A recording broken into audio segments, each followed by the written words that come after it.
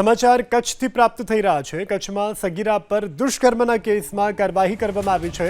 આ બંને આરોપીને સાથે રાખી પોલીસે ઘટનાનું રિકન્સ્ટ્રક્શન કરાવ્યું। ઘટના સ્થળે એસપીની સાથે લઈ જવામાં આવ્યા બંને આરોપીને અને પોલીસે આખી ઘટનાનું રિકન્સ્ટ્રક્શન કરાવ્યું।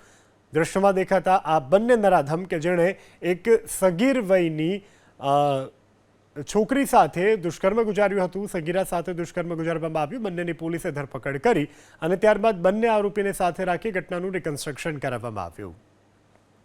સમાચાર કચ્છથી પ્રાપ્ત થઈ રહ્યા છે। કચ્છમાં સગીરા પર દુષ્કર્મના કેસમાં કાર્યવાહી કરવામાં આવી છે। આ બંને આરોપીને સાથે રાખી પોલીસે ઘટનાનું રિકન્સ્ટ્રક્શન કરાવ્યું।